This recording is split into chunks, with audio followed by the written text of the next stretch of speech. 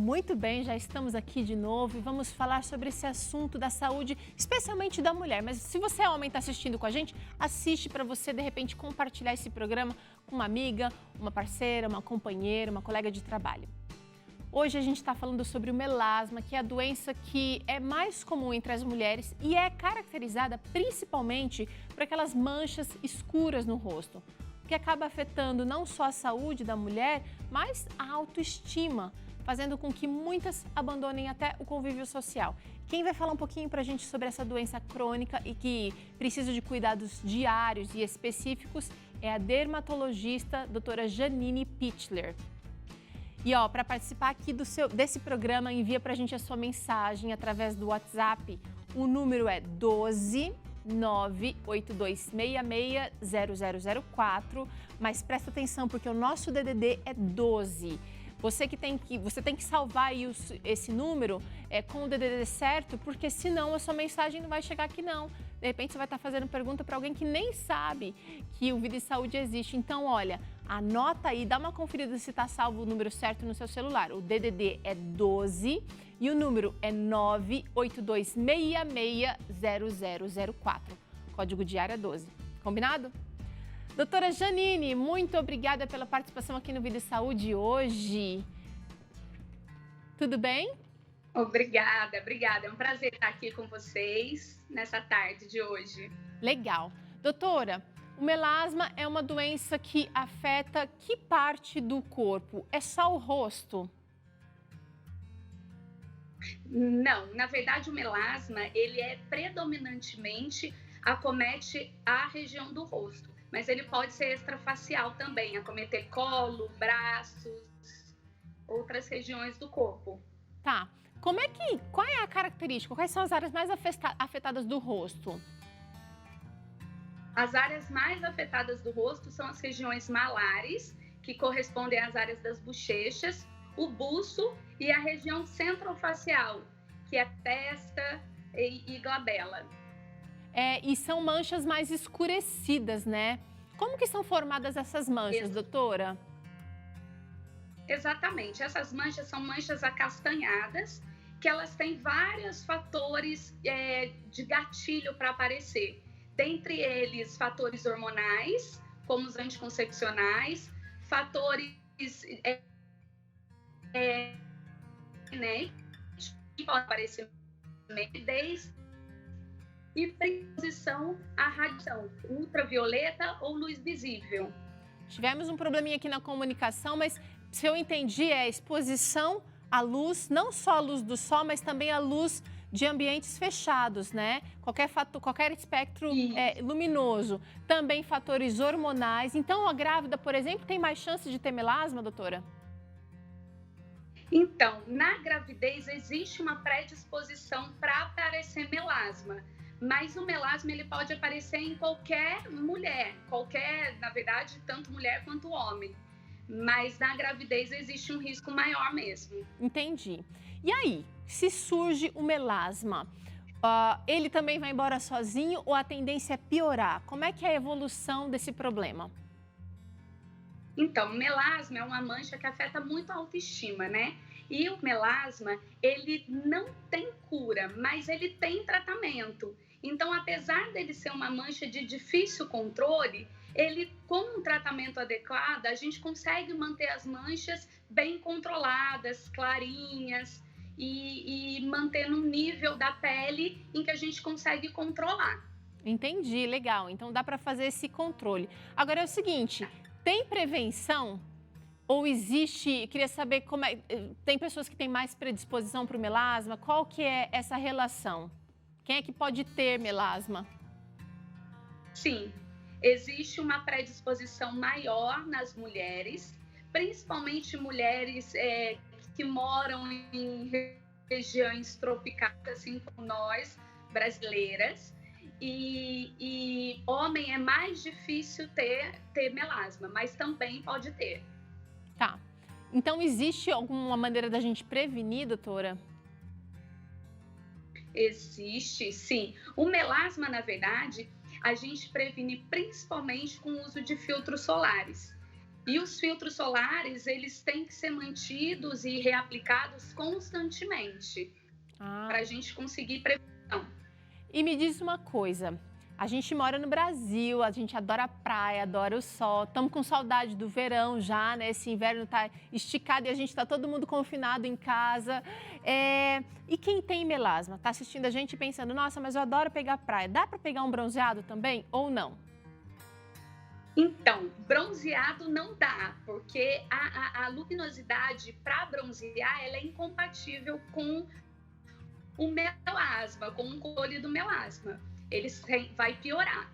Mas, indo da praia nos horários adequados, antes das 10 horas e depois das 3 da tarde, com todo o paramento, chapéu, filtro solar, camiseta, a chance de piora diminui muito. Entendi. Então tem que realmente se preparar, se proteger. Agora, deve ter, de repente, uma rotina de cuidados com a pele, que quem tem melasma pode fazer já a partir de casa, né? Daqui a pouquinho a gente vai falar um pouquinho mais sobre tratamentos. Mas o que dá para fazer em casa? Em casa já dá para começar o uso do filtro solar, né? Reaplicar a cada 4 horas, que é o ideal. E os cuidados com a exposição usando boné, camisetas, já é um cuidado que pode ter em casa. Tá. Vamos falar um pouquinho de tratamento, doutora? A gente preparou aqui alguns lembretes, né? Você falou aqui do filtro solar. Tem que ser um filtro solar com que fator de proteção solar? Tem que ser alto? Também queria saber se pessoas com a pele mais clara ou mais escura, qual dessas duas classes tem maior propensão ao melasma?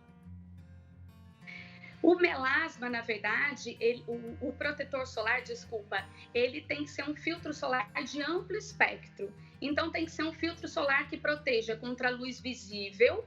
E, nesses casos, a gente opta por filtro solar com base, que contenha o óxido de ferro. E filtros solares que tenham proteção contra UVA, UVB, que protejam contra a radiação ultravioleta também.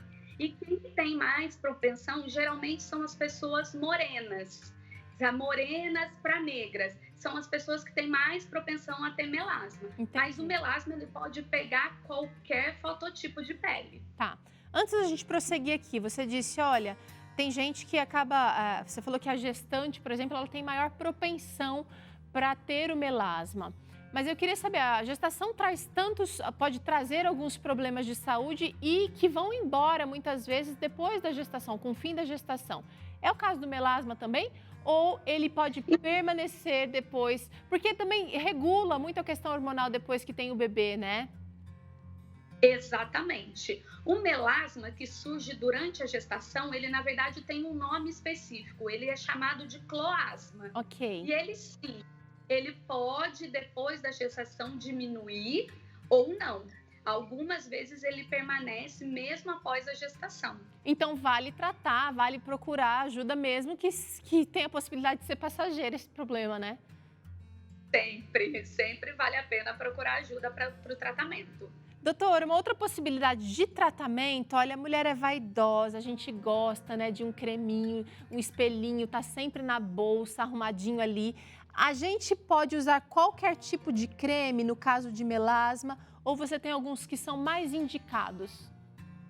Porque a gente tem no mercado hoje muitos cremes que prometem clarear a pele, mas não necessariamente indicados para o melasma ali na propaganda, né? Exatamente. Na verdade, é muito importante a gente saber qual é o tipo de melasma, porque existem alguns tipos, por exemplo, melasmas que têm mais vazio, melasma que tem mais melanina, e aí para a gente usar os cremes adequados. Nesses casos, a gente opta por cremes clareadores com componentes com ácidos que tenham ácidos clareadores na composição. E aí, específicos para tudo. Tá. Então, são cremes específicos, o dermatologista vai precisar ajudar nessa questão. Um outro tratamento um pouquinho mais, quem sabe, invasivo, mas eu queria saber a eficácia, a sugestão do peeling também. Explica pra gente o que é o peeling. O peeling, na verdade, é um tratamento que a gente faz com produtos químicos, né? Na verdade, existe o peeling químico e o peeling físico, mas para o melasma a gente usa mais o peeling químico, que é uma substância com uma alta concentração de ácidos que a gente aplica na pele para ter a função de descamação. E assim o clareamento mais intenso da pele do que associado aos cremes, né? Uma coisa, na verdade, não substitui a outra. Entendi. Seria o ideal fazer os 2 tipos de tratamento. Então faz o tratamento com os cremes e depois, se precisar, vai para o peeling. E eu queria saber o seguinte, uma vez só de peeling resolve ou às vezes é necessário fazer uma nova aplicação desse procedimento?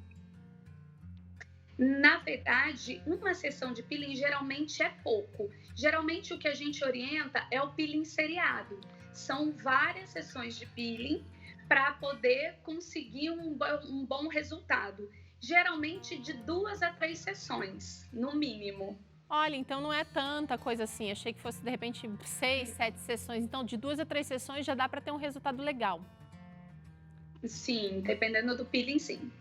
Tá. Aí, doutora, tem uma substância aqui que também pode ajudar a devolver para a mulher uma pele mais controlada do melasma, que é a luteína.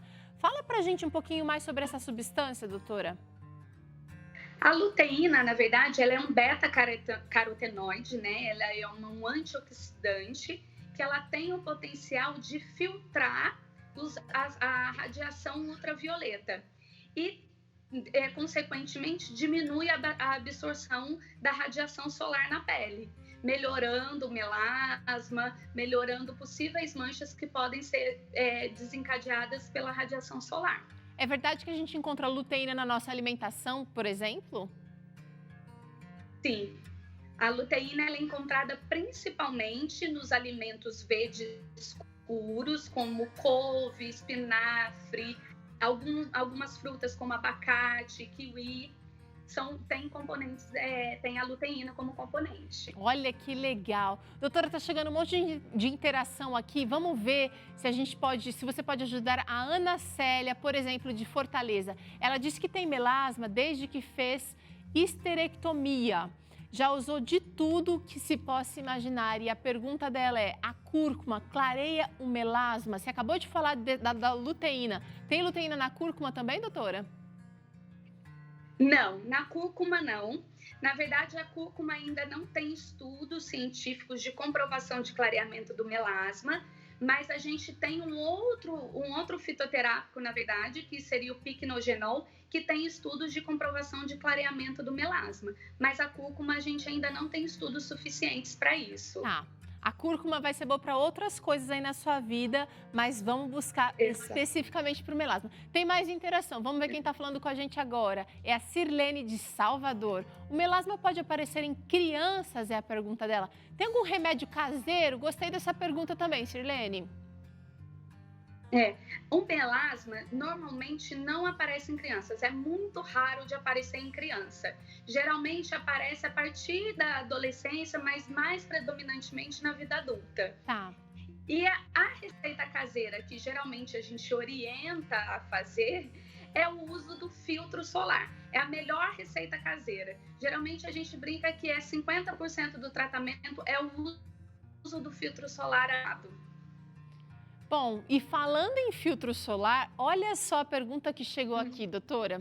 A Patrícia Lopes, de São Paulo, ela disse que está querendo saber se mesmo sem sair de casa por conta da pandemia, se ela deve usar o filtro solar todos os dias. Fala aí para a Patrícia, doutora. Sim, deve usar o filtro solar todos os dias, porque não é só a radiação ultravioleta que piora o melasma. A luz visível, a luz do computador, o infravermelho, que é o calor, também podem piorar o melasma. Ah, então tá. Filtro solar é obrigatório para quem tem melasma ou para quem tem uma tendênciazinha ali, né? Ainda sobre filtro solar, chegou mais uma pergunta da Gilda Vale. E ela quer saber o seguinte, qual é o melhor fator de proteção solar para prevenir essas manchas? Doutora, quando você falou aqui que tem que ser um fator de proteção solar amplo, você está querendo dizer acima de quanto? Então, na verdade, o amplo espectro, ele não diz respeito ao fator de proteção, ao FPS, que pode ser 30, 60, 70. Mas quando a gente fala de filtro solar para melasma, a gente preconiza que o menor fator de proteção seja entre 40, 45, e o ideal é entre 60 e 70. Ah, entendi. Então é alto mesmo. Ainda chegou mais uma pergunta. Chegou mais uma pergunta, doutora, da Lena, de Jequié, na Bahia. A Bahia está em peso hoje aqui no programa Vida e Saúde. Daqui a pouquinho nós vamos acompanhar também Destino Vida e Saúde lá em Salvador. E a Lena está dizendo o seguinte: tive bebê há 6 meses e estou com manchinhas marrons no rosto. Estou usando loção para limpeza de pele. É recomendado? Olha aí, doutora. Sim, a loção de limpeza de pele, ela vai ajudar na limpeza. Talvez não ajude muito nas manchinhas. Precisa de um tratamento mais específico para mancha, como clareadores. Mas a loção de limpeza já vai melhorar a limpeza da pele, a oleosidade, e vai deixar a pele mais limpa para poder receber os ativos.